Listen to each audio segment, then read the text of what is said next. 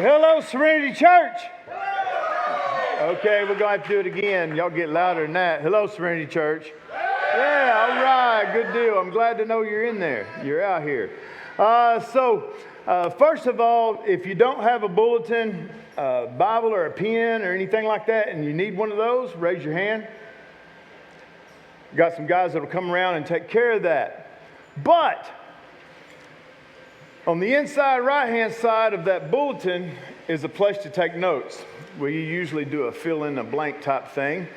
I'm going to make it a little bit even more easier.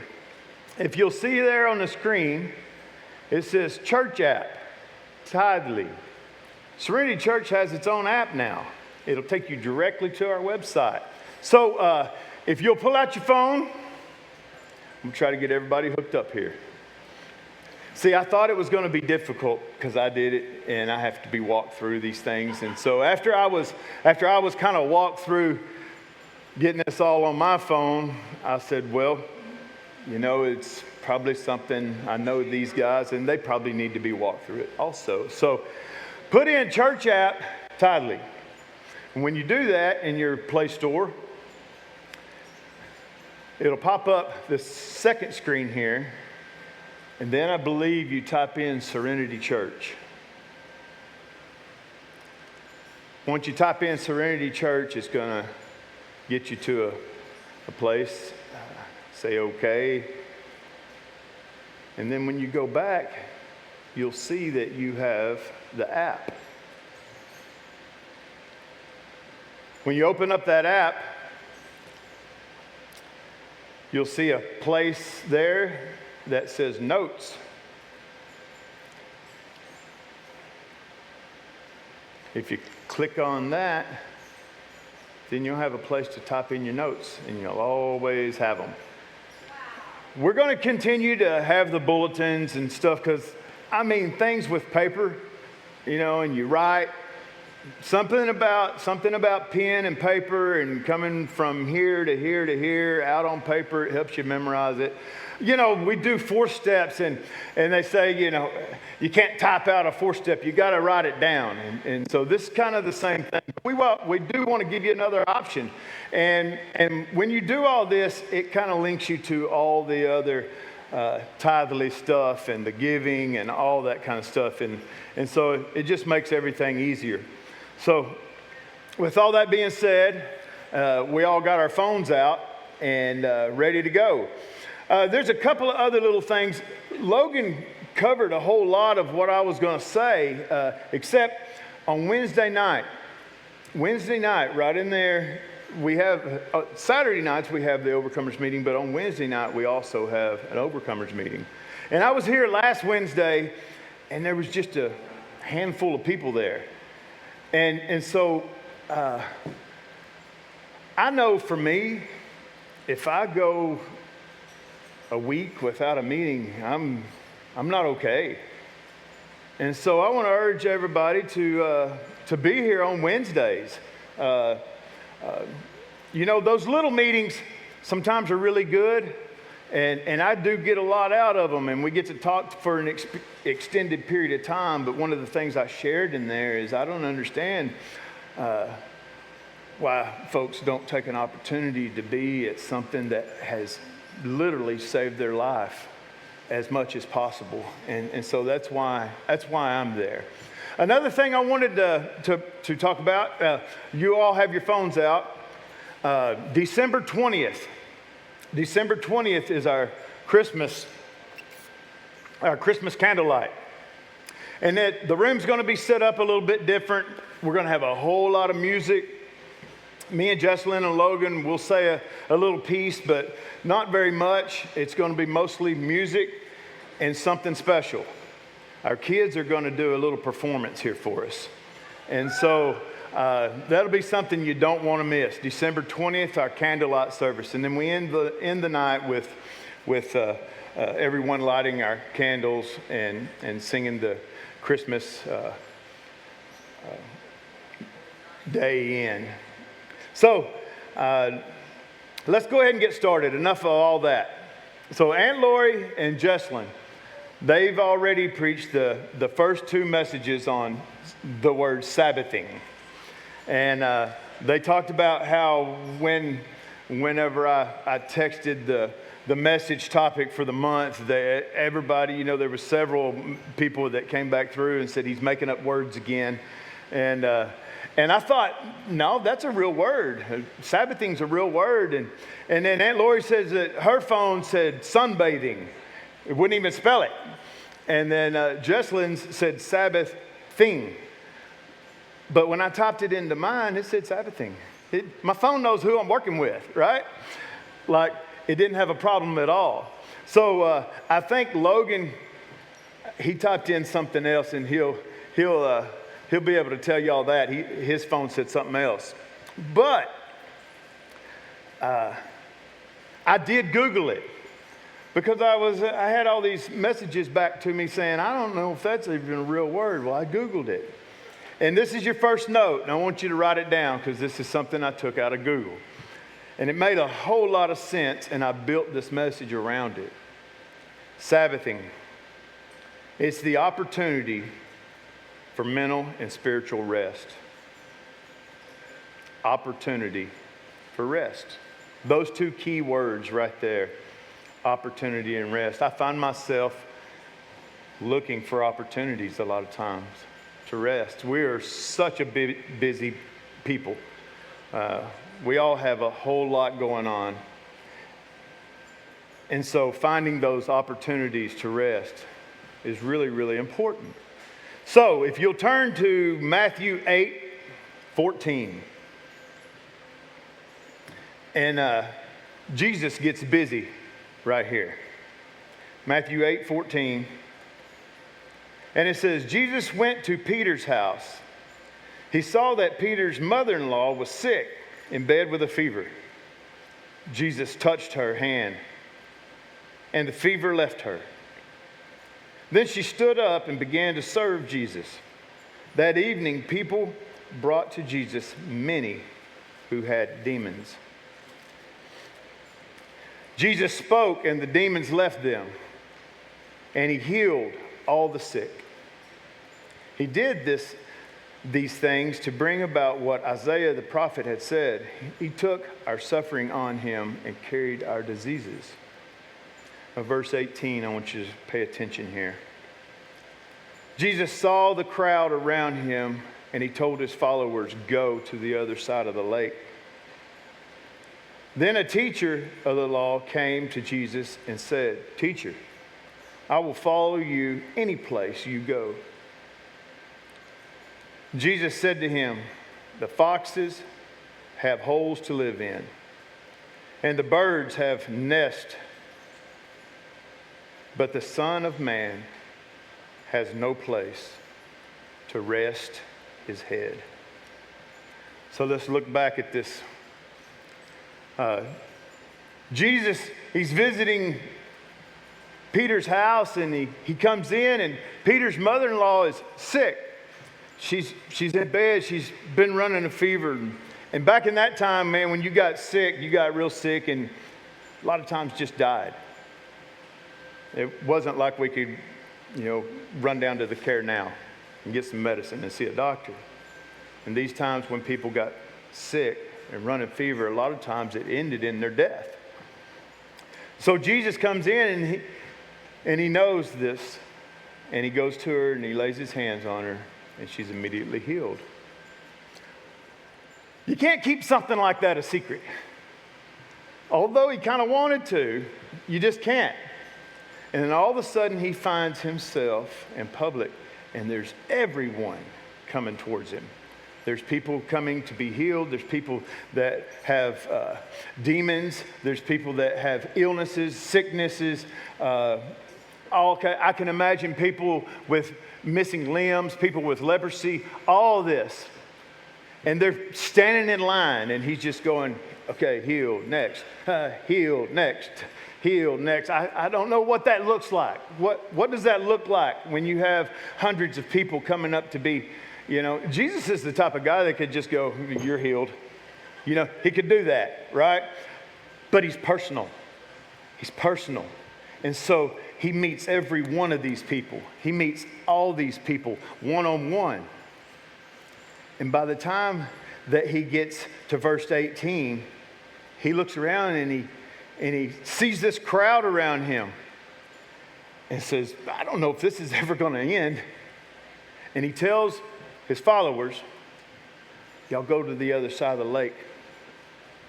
See, to me, this is Jesus preparing for rest. He's preparing to get an opportunity to rest. He tells his followers, go get the boat ready, because we're going to have to get out of here. I need to rest. Get the boat ready. How do I know this? Well, the scripture tells us. He tells one of the teachers that said, I'll follow you anywhere. And he said, oh, you will? I don't even have a place to rest. I don't even have a place to lay down. You really want what I've got? And I think there was another note there, looking for opportunity to rest. Let's keep going. Matthew 18:23 through 27, it says, Jesus got into a boat. Okay, so he pulled away from this crowd. He pulled away from this mass of people, and he got into the boat because he already sent his followers over to get it ready. They knew we're going to the other side of the lake. We're not leaving without him, that's for sure. Jesus got into a boat and his followers went with him. A great storm arose on the lake so that the waves covered the boat. But Jesus was sleeping. His followers went to him and woke him, saying, Lord, save us. We'll drown. Jesus answered, why are you afraid? You don't have enough faith. Then Jesus got up and gave a command to the wind and the waves, and it became completely calm. The men were amazed and said, what kind of man is this? Even the wind and the waves obey him. So Jesus gets in the boat, and they shove off. And they're rowing or whatever. I don't know if they put up sails. I don't know how they were getting to the other side of the lake. It doesn't say. But Jesus found him a spot in the front of the boat and curled up to go to sleep. And he was out cold sleeping. When this massive storm comes up, these guys, these were fishermen. They've been on this water before. They've been in storms before, so this is probably a pretty hefty storm to scare them. And so they get afraid. You know, I've said oftentimes, it says, Jesus, let's see, you don't have enough faith. You know what I said? People give these followers, these disciples, a bad rap sometimes, you know. Like, oh, you don't have enough faith. What I say is they had enough faith to go wake him up. They had enough. They had enough faith in him to go wake him up. In our lives, we're going to come across fear. Who are you going to run to? But let's look at this. Verse 24, when Jesus found the opportunity to rest in the middle of the storm, he rested in the middle of the storm. So he was asleep in the middle of all this going on. You would think that he would wake up, that the motion of the boat, the waves coming over would wake him up. None of that woke him up. He didn't wake up until they woke him up. So let me ask you this.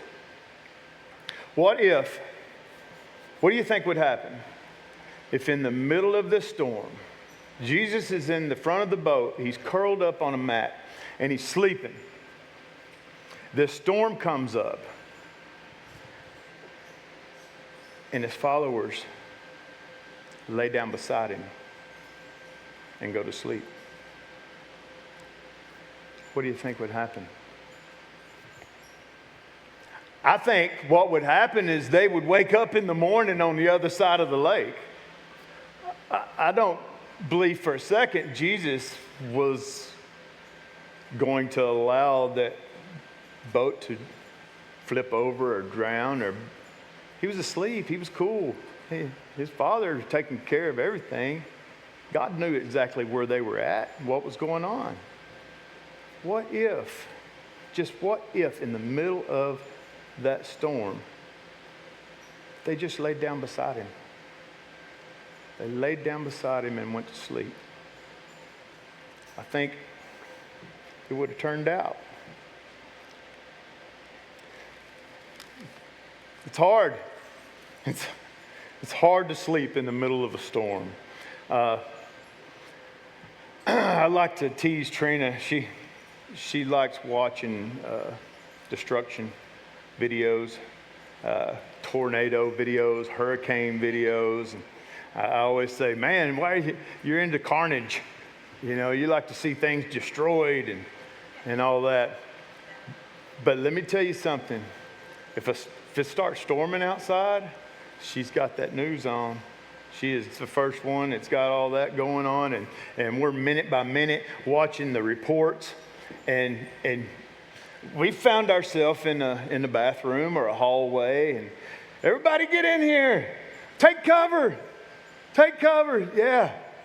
In the middle of a storm, it's hard to just relax.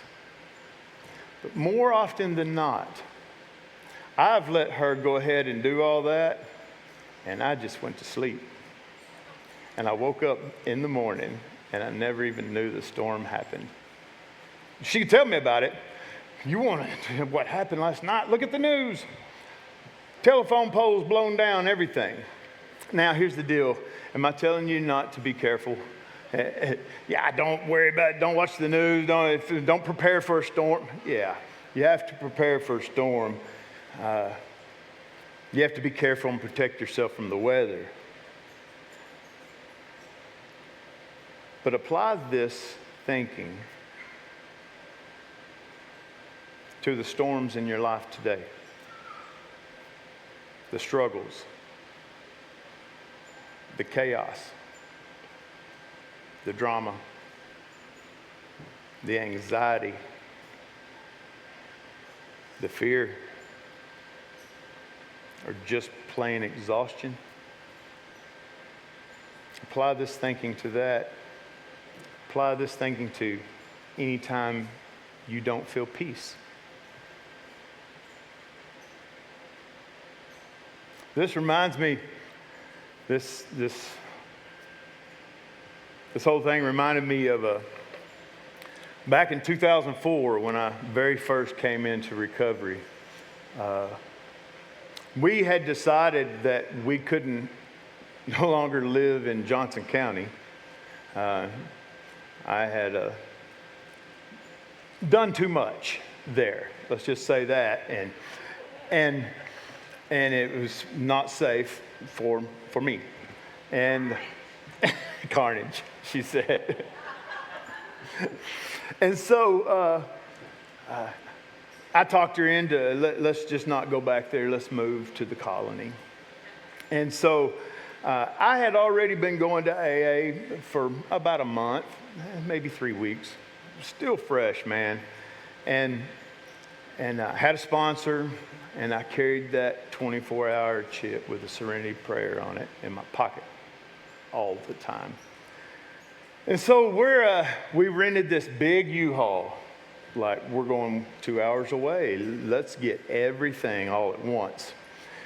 And so we pull up to the house and we start working and we start loading this thing up. And I asked Trina, I said, how much is this U-Haul going to cost us? And she's like, well, we got it. No problem. I said, well, I still got my black book here and I got all these phone numbers of people that I can run around town here and collect. Did I mention that it's 3 weeks?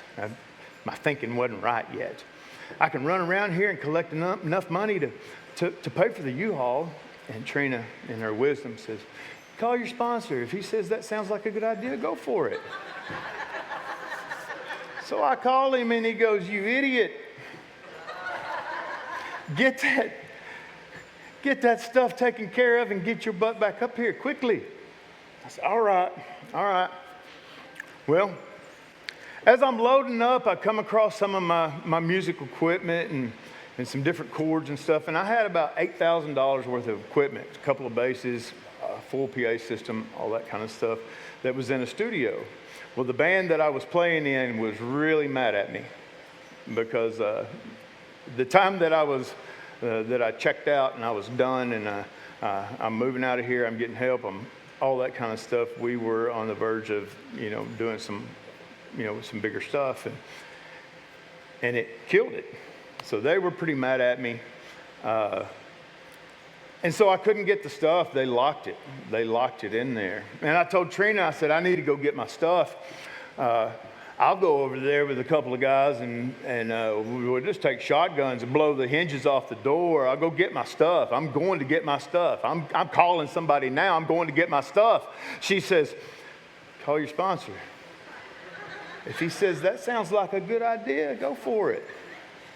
So I called him and he said, good grief, son. You've been there loading that thing all day long.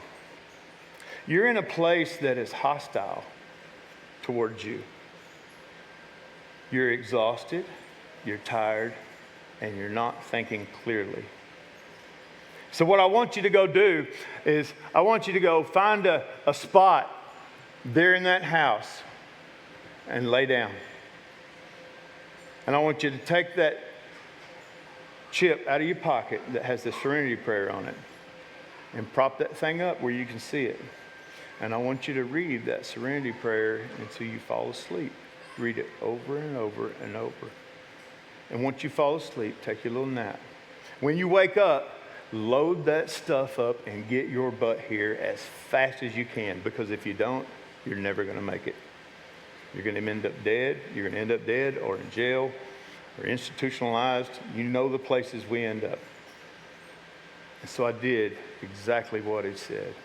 I walked away. I went in there and laid down and went to sleep, and I left that stuff there.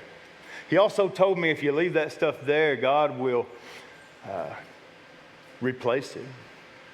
He'll give you things back.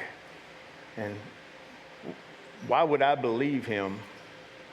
Well, I really didn't have a choice. It's either do what he said or die.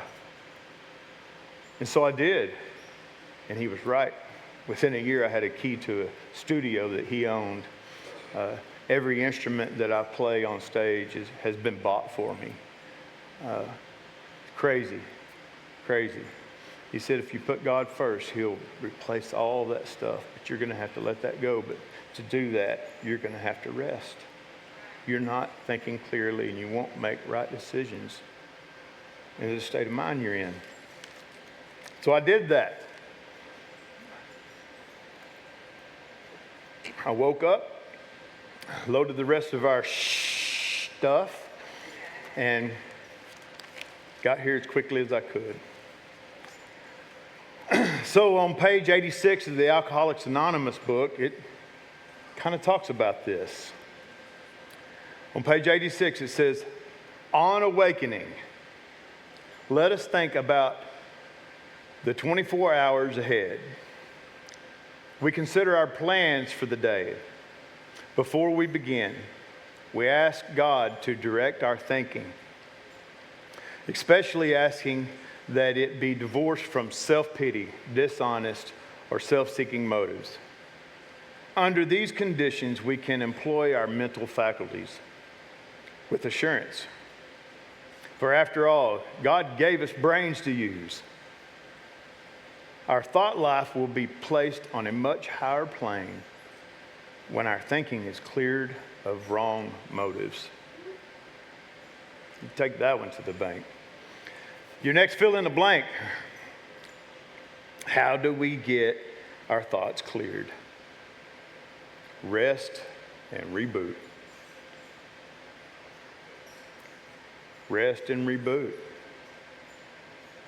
I know for me, if I hadn't listened to what he told me to go do,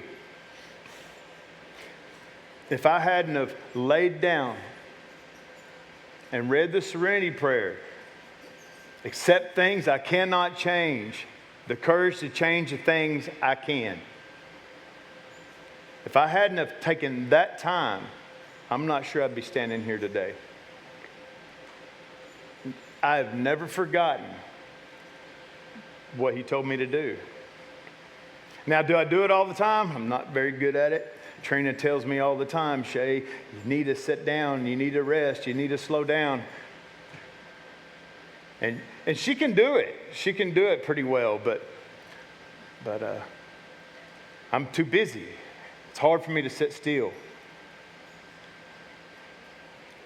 Albert Einstein reportedly slept 10 hours a day and took multiple short naps to help him recharge and think creatively. Albert Einstein, he slept a lot. And he was really smart. Maybe I need to sleep a little more.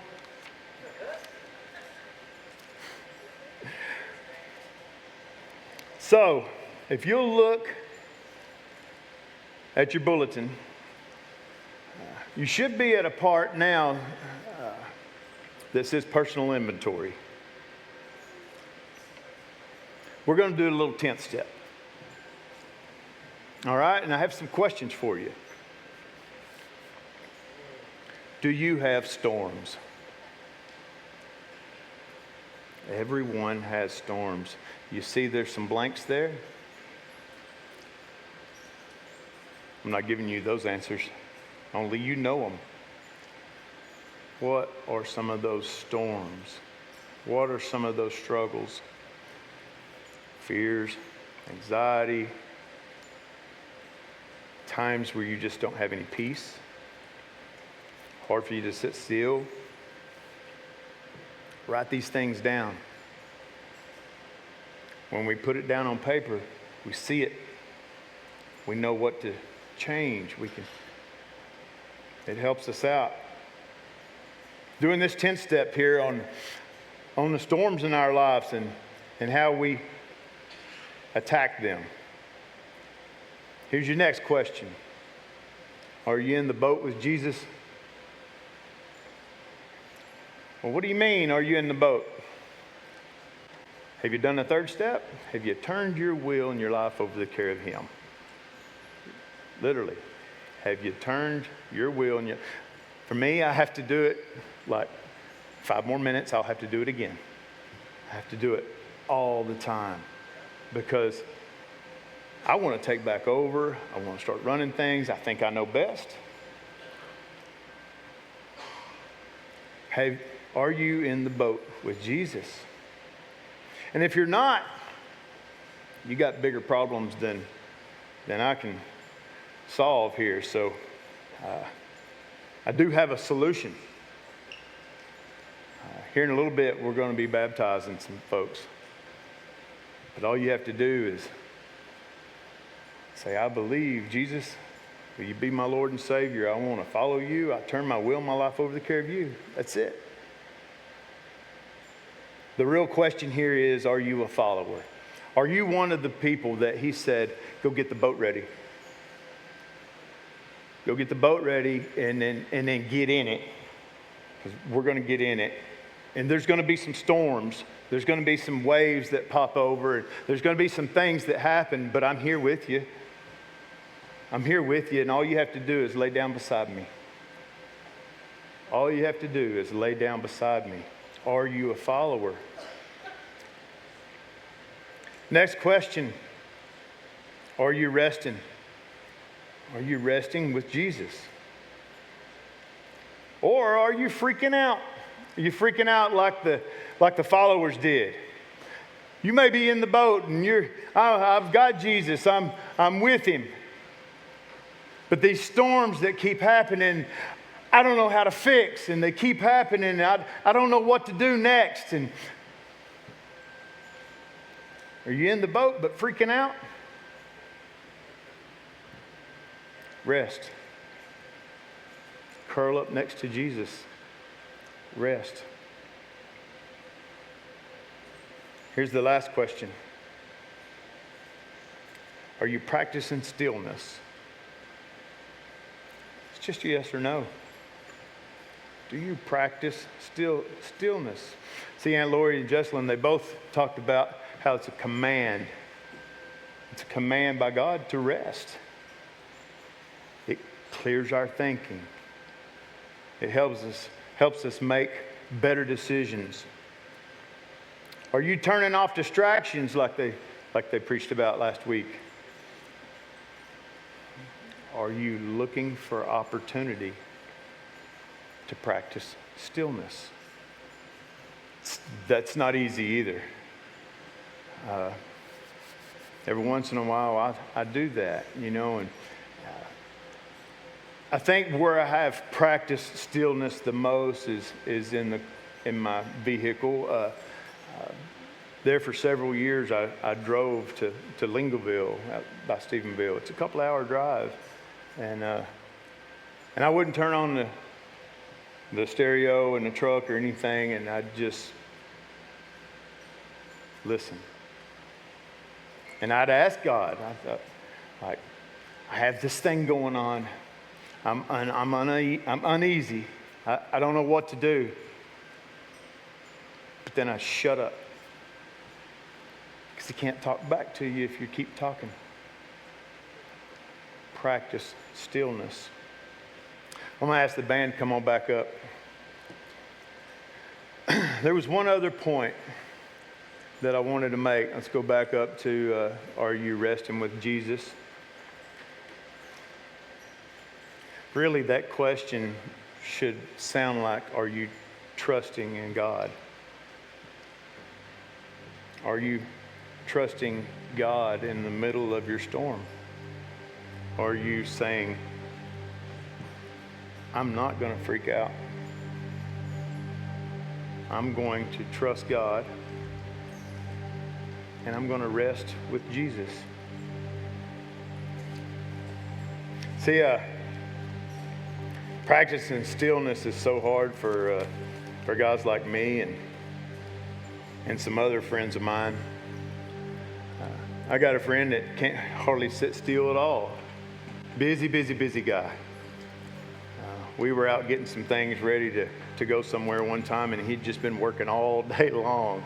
And I told him, I'm like, what I want you to do right now is go in there and sit down in your recliner and rest. It's hard to do because we all got so much to do.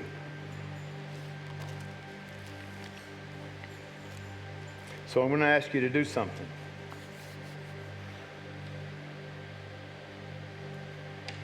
Roger's going to start playing the next song. And as he does, if you have storms, if you have times in your life where you just can't find peace, if you have anxiety, fear, whatever that storm may be, I'm going to ask you to come forward. During this song, I'm going to ask you to come forward. I'm going to pray over you. I have them. I'll be the first. If I was sitting there, I'd be the first one here. I have them. I had a storm in me before I came up here.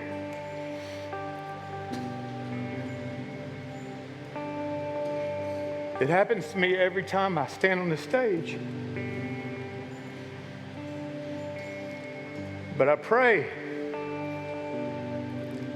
Jesus, you got this, because I don't.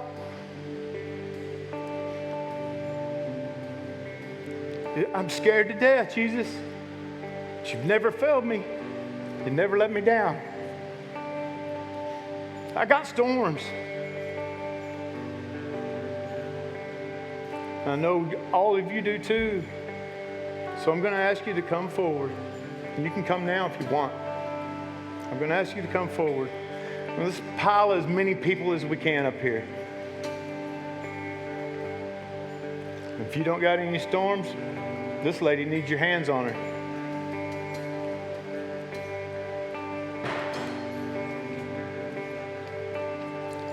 I want you to all touch one another. You all touch one another. I'm going to pray over you. And while this song is going, I'm not asking you to just turn around and go back to your seat. Pray for one another here. Turn and pray for one another. We all have a mess. Every single one of us has a mess.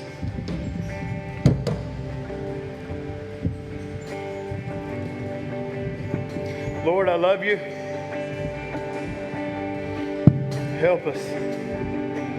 Help us to turn our will and our lives over to you continuously.